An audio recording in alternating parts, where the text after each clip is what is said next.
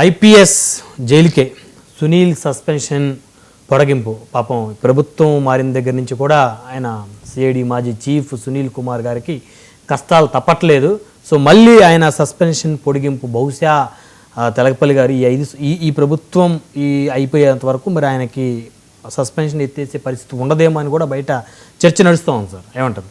ఈ ఐఏఎస్లో ఐపీఎస్లో మనం నిన్న ఆమె గురించి మాట్లాడాం. పేరు మనం తీయలేదు, కొంతమంది పేరు తీశారు, బొమ్మలు కూడా వేశారు. అవును, భూమన కరుణాకర్ రెడ్డి గారు, భూమన కరుణాకర్ రెడ్డి అన్నది ఆమె శ్రీలక్ష్మిని అని అయితే పేరు తీయలేదు. కానీ ఎందుకు అన్నారు ఈ విధంగా అనడం ద్వారా జగన్ కూడా ఇరకాటంలో పెట్టారని ఇట్లాంటి మాటలని, ఎందుకంటే ఆయన హయాంలో ఆయన ఏరుకోటి తెచ్చుకున్న ఆమె మీద ఇలా అనటం అంటే ఎందుకు అన్నారు తమ పార్టీని అనే ప్రశ్న వచ్చింది. రెండవది, హఠాత్తుగా కొంతమంది శ్రీలక్ష్మి మీద ఎక్కడ లేని సానుభూతి వచ్చి మహిళని ఇలా అంటారా, లేకపోతే ఇదేమన్నా సంస్కారం ఉందా, ఇలాంటి ప్రశ్నలు కూడా పెట్టారు. నిజం చెప్పాలంటే ఒక సమస్యను బట్టి చూడాలి తప్ప వాళ్ళు అటున్నారా ఇటున్నారా అనే దాన్ని బట్టి అయితే చూడకూడదు. నిజంగా ఆయన రాజకీయ నాయకుడిగా అంతకుముందున్న సంబంధాలను బట్టి ఎందుకు ఇలా అన్నాడు, దీని వివిధ కోణాల్లో ఎలా చూడాలి, ఈ ప్రభుత్వం ఎందుకు స్పందించడు, ఇప్పుడే స్పందించి ఉండాలి కదా. ఖచ్చితంగా వ్యాఖ్యానానికి వచ్చే అధికార ప్రతినిధులు స్పందించడం తప్ప ప్రభుత్వం కానీ పోలీస్ శాఖ కానీ ఎవరు స్పందించలేదు. కానీ శ్రీలక్ష్మి అనే అందరూ అనుకుంటున్నట్టుగా ఆమె గనక అయితే ఇంత పెద్ద వ్యాఖ్య అంత సీనియర్ అధికారిని మీద చేయటం అంటే ఆంధ్రప్రదేశ్లో ఐఏఎస్ ఐపీఎస్ల పరిస్థితి, వాళ్ళ మీద ఎన్ని రకాలైన చిక్కుల్లో లేకపోతే వివాదాల్లో వాళ్ళు మునిగిపోయినారు, వాళ్ళ ద్వారానే చాలా జరిగాయని చెప్పే వాళ్ళకు వీళ్ళే పక్కదోవ పట్టించారని కొంతమంది చెప్తుంటారు. ఇదంతా ఈ నేపథ్యంలో మనం IPS Sanjay, CID chief Sanjay, ఇప్పుడు ఇద్దరికి ఒక సంబంధం ఉంది. సునీల్ కుమార్ అనే ఆయన సస్పెన్షన్ పొడిగించారు. సునీల్ కుమార్ చేయని పని చేస్తాడనే సంజయ్ని తెచ్చి సిఐడి చీఫ్ని చేశారని బలమైన అభిప్రాయం పోలీస్ వర్గాల దగ్గర నేను విన్నాను. ఎందుకంటే రామోజీరావు మీద ఏదో వేగంగా మనం చర్య తీసుకోవాలేదంటే అది కుదరదు, నిబంధనలు దానికి ఒప్పుకోవు అంటే లేదు, ఏదో ఒక విధంగా చెయ్యాలి. రెండు విషయాలు జగన్ చేసిన వాటిలో ఎస్టాబ్లిష్ కావడంలో కొంచెం తడబడినవి. ఒకటి చంద్రబాబు మీద స్కిల్ స్కాము, రామోజీరావుకు సంబంధించి మార్గదర్శి ఆ కేసులో చేయటం. అక్కడ ఉల్లంఘనలు ఉంటే ఉండవచ్చు, కానీ ఉల్లంఘనలకు వీళ్ళే కారణం, ప్రత్యక్ష కారణం అని ఎస్టాబ్లిష్ చేయడానికి కావాల్సిన సాక్ష్యాధారాలు లేవు. కాబట్టి జగన్ ప్రభుత్వంలో మంత్రులు కొంతమంది వద్దని చెప్పారు, ఇది నిలబడదు అని. అలాగే రామోజీ విషయంలో కూడా ఒక పాయింట్ మించి వెళ్ళి అయినా చేశారు. బండి సంజయ్ కదా ఈ సంజయ్ చేస్తానని నిన్ను పెట్టారు, దాని మీద చాలా తతంగం జరిగింది. చివరికి ఈ మధ్య హైకోర్టు కూడా కొట్టేసింది.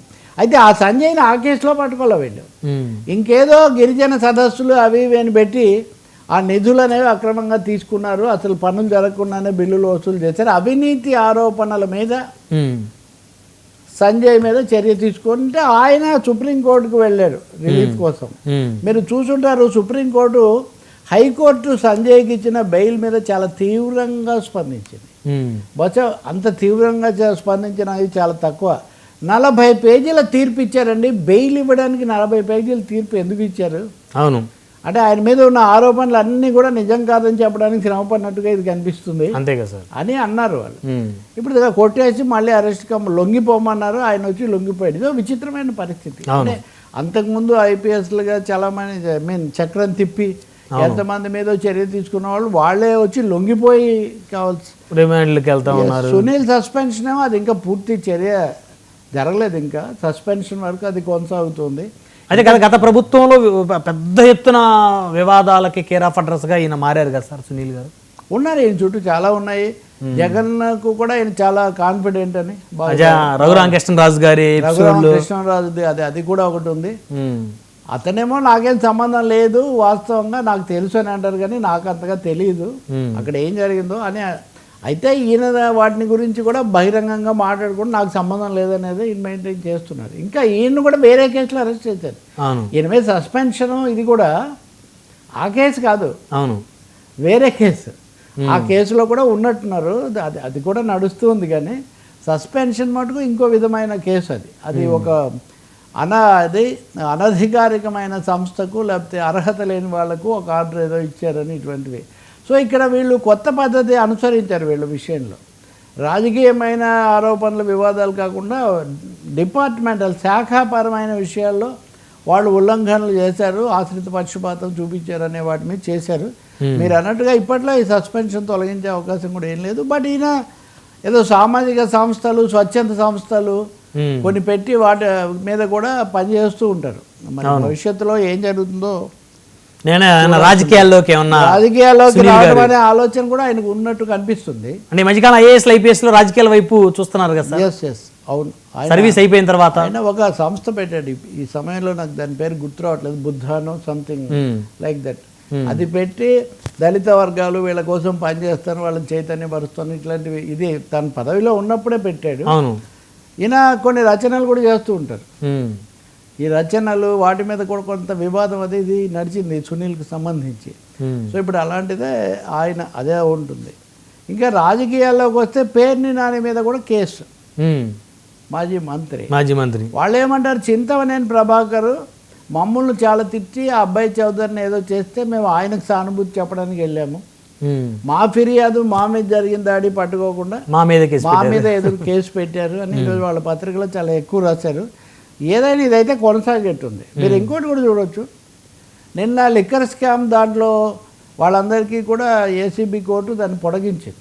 అవును, అదే సమయంలో చెవిరెడ్డి భాస్కర్ రెడ్డి మటుకు ప్రతిసారి లోపలికి వచ్చేమో మీరు బాధపడుతూ కన్నీళ్ళు పెట్టుకుంటున్నారు, బయటేమో కొంచెం నాటకీయంగా మీ ఆవేశాలు ఇవి ఇబ్బంది పెడుతున్నాయి అంటే, లేదు నేను అలా ఏం చేయడం లేదని ఆయన చెప్పాడు అంటున్నారు. మొత్తం మీద అంత కేసిరెడ్డి ఆయన రాజ్ కసిరెడ్డి నాకేం ఇంతవరకు ఒక్క కేసులో కూడా నేను ఎప్పుడు లేను, మొదటిసారి నన్ను పక్షపాతంతో ఇరికించారు, ఏ డబ్బులు దొరికినా ఈ రాజ్ కసిరెడ్డి అని అంటున్నారు, నాకేం అంతగా సంబంధాలు లేవని ఆయన అంటున్నారు. మొత్తం మీద కేసుల వేడి నిన్న కొంచెం బాగా పెరిగినట్టు స్పష్టం. కానీ మీరు అన్నట్టు రవి గారు, ఈయన మన మరి ఇంకా పేర్ని గారు అంటే ప్రతి అంశానికి కృష్ణా జిల్లాలో, గుంటూరు జిల్లాలో ఏం జరిగినా మీడియా ముందుకు వచ్చి అడ్రస్ చేస్తుంది ఆయనే. సో కాబట్టి ఆయన కాస్త కట్టడి చేయాలని ఏమైనా చూస్తుందంటారా ప్రభుత్వం? అంటే ఖచ్చితంగా ఇప్పుడు పేర్ని నాని, కొడాలి నాని, అంబటి రాంబాబు వీళ్ళు ఎక్కువగా వైసీపీకి ఫేసులుగా వాయిస్లుగా ఉన్నారు. రోజా ఒకలే, ఆమె ఓడిపోయా కొంత తగ్గినా ఈ మధ్య అప్పుడప్పుడు మాట్లాడుతున్నారు. కాదు ఆమె మళ్ళీ బుల్లితెరగా వెళ్ళిపోయి మళ్ళీ ప్రోగ్రామ్స్ చేస్తారు, ఇలా స్టోరీ కూడా ఖచ్చితంగా. మరి పెద్ద పెద్ద వాళ్ళే ఇప్పుడు స్మృతి ఇరానీనే మళ్ళీ వచ్చి క్యూకి సాస్ బి కభీ బహుతి దాన్ని మళ్ళీ సీజన్ ప్రారంభిస్తున్నప్పుడు రోజా వెళ్తే కూడా ఏం పెద్ద ఆశ్చర్యపోవడం లేదు. ఎవరి చంద్రబాబు అయినా ఎవరైనా, పవన్ కళ్యాణ్ అయినా ఖాళీ సమయం ఇప్పుడు ఈయన ముఖ్యమంత్రిగా ఉండే నటిస్తున్నప్పుడు ఇంకా ఆ విషయంలో పెద్ద విమర్శలు చేసే అవకాశం ఏమీ ఉండదు. ఎందుకంటే ఉప ముఖ్యమంత్రి చేస్తుంటే ఇంకా ఓడిపోయిన మాజీ ఎమ్మెల్యే ప్రస్తుతానికి చేస్తే ఏంటని రావచ్చు. కానీ మీరు అన్నట్టుగా వీళ్ళందరూ అలాగే తరచూ వల్లభనేని వంశీని చూపిస్తుంటారు కదా, బలహీన పడ్డాడు ఇలా అయ్యాడని. ఆయన కూడా నెమ్మదిగా ఇప్పుడు ప్రతివి కూడా లీగల్గా జరిగేవి జరుగుతుంటాయి. శాశ్వతంగా ఎవరినెవరు లోపల పెట్టలేరు. వాళ్ళ వాదోపవాదాలు ఇవన్నీ జరుగుతుంటాయి. న్యాయమూర్తుల మీద, న్యాయస్థానాల మీద అది ఆధారపడి ఉంటుంది. ఆ మాటకు వస్తే మొన్న మొదటిసారి అంబటి రాంబాబు తన మీద స్టోరీ చేసిన జర్నలిస్ట్ను దాదాపు ఆయన భాషలో దాదాపు అదే పద్ధతిలో దాడి చేస్తూ చేయటం కూడా మీరు చూశారు. కాబట్టి రెండూ జరుగుతున్నాయి. సవాళ్ళు కూడా విసిరారు. అదే మీడియా దురదృష్టం. ఎంతసేపు వాడి చీకటి పనులు, వీళ్ళ చీకటి పనులు, వాళ్ళ బూతులు వీళ్ళ బూతులు. నిజానికి ఈ ఆడియో లీకులు, వీడియో లీకులు, అసభ్యమైనవి, స్క్రీన్స్, కొన్ని మామూలు కూడా గొప్పగా తెచ్చి చూపించడం ఇవన్నీ జరుగుతున్నాయి. మరి ఇది ఈ అధ్యాయం ముగుస్తుందా, ఇంకా వికృతంగా ఇంకా ఇదిగా తయారవుతుందా మనకు తెలీదా. కానీ ప్రజలైతే వీటిని నేను కోరుకోవట్లేదు. వీటి ఎఫెక్ట్ కూడా తగ్గిపోయింది చాలా రోజులుగా. ఇంకా వేరే అంశాలు లేకుండా ఇప్పుడు మీరు నిన్న చర్చించారు యూరియా బోల్డ్ మెటీరియల్, ఎందుకు యూరియా రావట్లేదు, యూరియా ఎలా రావాలి, లేకపోతే కట్టిన టిడ్కో ఇల్లు ఎలా ఇవ్వాలి, లేదా తెలంగాణలో డబుల్ బెడ్రూమ్ ఇల్లు ఎప్పుడు ఇవ్వాలి, ఇలాంటి అంశాలు చర్చ చేసి ఉపాధి అన్నిటికంటే ముఖ్యంగా అసలు యువతను ఖాళీగా పనులు లేకుండా చేసి ఇదిగో ఇలాంటి పనికిమాలిన విషయాలు ఎక్కువగా మీరు చూడండి అన్నట్టు తయారైంది పరిస్థితి. ఇది ఒక పెద్ద రాజకీయ వ్యూహం అని కూడా చెప్పాలి. కాబట్టి కేసులు ఇవి కొనసాగే పరిస్థితి చాలా ఎక్కువగా ఉంది, పెరుగుతుంది కూడా. రేపు జనంలోకి జగన్ అని ఆయన వచ్చి ధర్నాలు, ఉదాహరణకు వికలాంగుల దాని మీద ఆయన ధర్నా చేస్తారని అన్నారు, ప్రత్యక్షంగా వచ్చి పాల్గొంటారని. ఈ లోపల నిన్న అది వచ్చింది కదా మనకు, జగన్కు సంబంధించిన, అంటే జగన్ నేరుగా కాదు, వ్యాన్ పిక్ కేసు, అవును. వ్యాన్ పిక్ కేసులో తీర్పు కూడా జగన్కి ఏం సంబంధం, అక్కడ జగన్ వేసాడా లేకపోతే అది జగన్దా అని ఒక వాదన. అవును. కానీ ఖచ్చితంగా అది ఇంకొక విధంగా వస్తే జగన్ చాలా సంతోషించేవాళ్ళు కదా. ఇప్పుడు ఎలా ఉంటుందంటే ఇలా జరగకపోవడం నిరుత్సాహకరమైన విషయం కదా, కొంచెం ప్రతికూల పరిణామం. ఇవన్నీ జరుగుతున్నాయి మరి.